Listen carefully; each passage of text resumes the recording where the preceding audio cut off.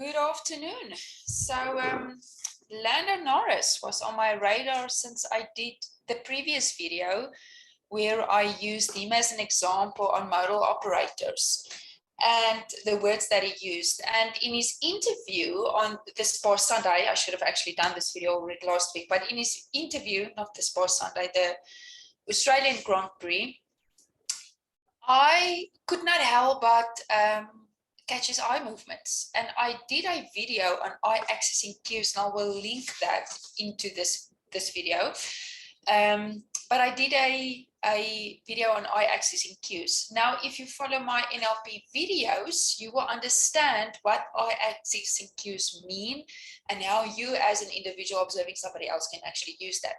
Now, I'm not going to repeat that info, but what was clear from Lando's interview, what I do want to say is, you will pick these eye accessing cues up in anybody, and I've picked them up in other drivers as well, but sometimes it is difficult, especially if they have an interview outside and the interview, and there's a lot of people and commotion going on outside.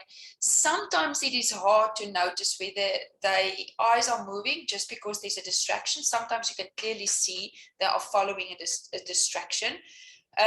But there are cases where it's hard to see whether they are just distracted by things around them or whether it's really their eye movements about their internal processing, right?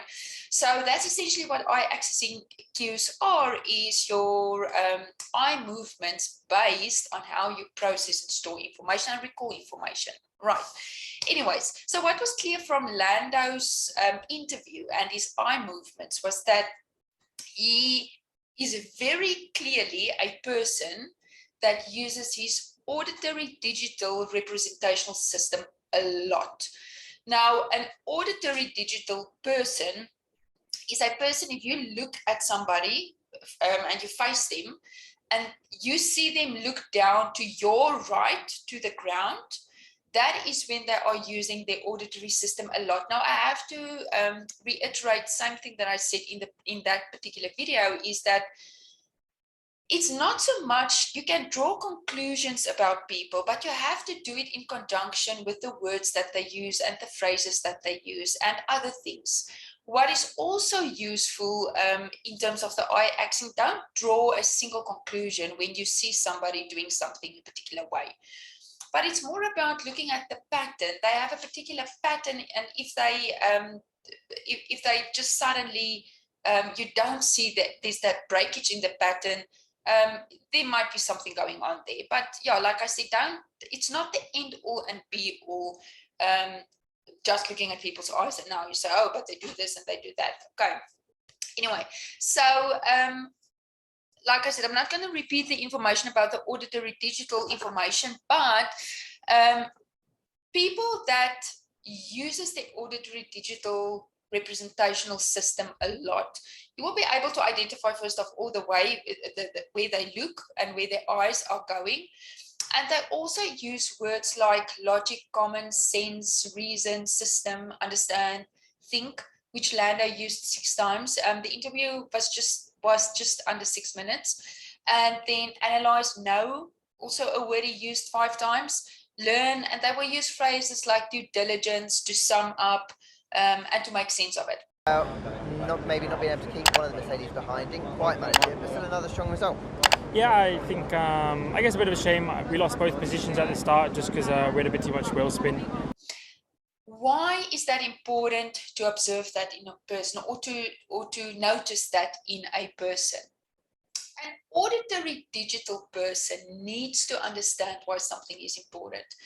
So when you deal with an individual like that and they ask certain questions and they say certain things, it's not because they are trying to be funny, but they are just people that need to understand why something is important.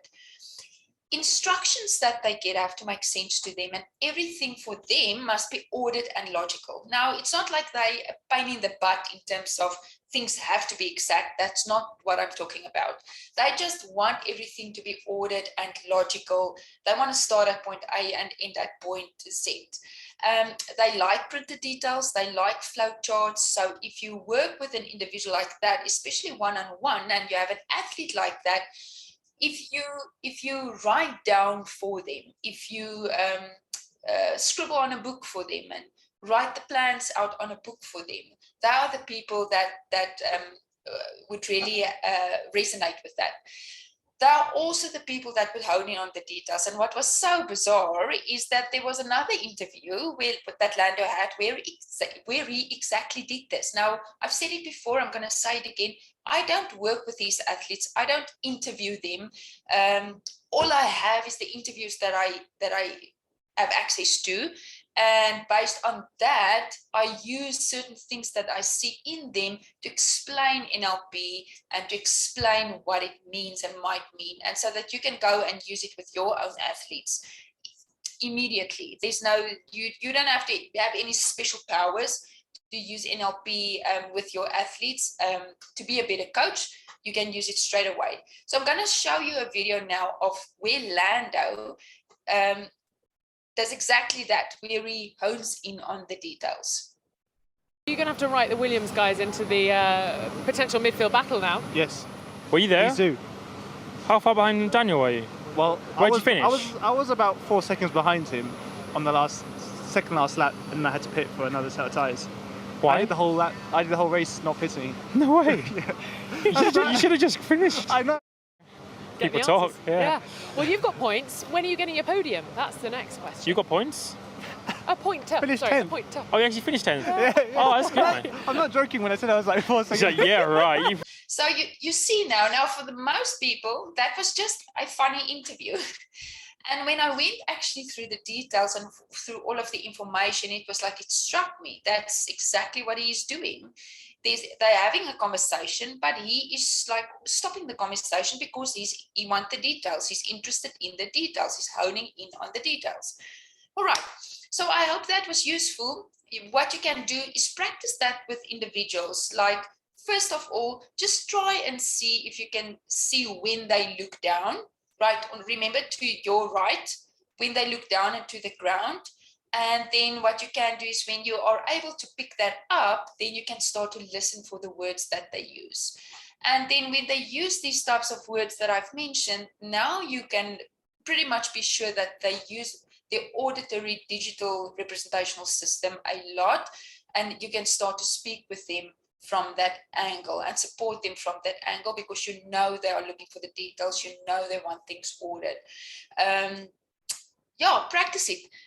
When you practice these things and you deliberately, let's say, I have a training session today, I'm going to look at my people individually when I speak to them, and I'm going to look where their eye movements are and where that's going, then that's all you have to practice. And the more you do that, the automatically it will become something that you will pick up. It will be an automatic thing that you will start to do to support these individuals based on how they process and store information and have a recollection of information as well. All right, hope that was useful. We do have our upcoming free webinar next week. We have one more or less the last week of the month, every month. It's completely free for athletes and coaches. I continue the discussions on NLP, but I actually go a little bit deeper into the details of NLP as opposed to just the videos that I'm posting on YouTube. So there you have an opportunity. You can bring your athletes, you can bring your fellow colleagues and coaches, and training itself is about 20 minutes, 30 minutes. I try to keep it short, and then there will be time for Q&A that people that need to leave can leave then, and the rest can stay behind for questions and answers, and we talk a little bit through things. And who knows, you have the opportunity as well, if you have a specific coaching related mindset coaching related question that relates to your athletes or even to yourself, you're more than welcome to ask that, and we can spend a little bit of time coaching you through that. So I hope that's useful, and I'll speak to you guys again. Bye.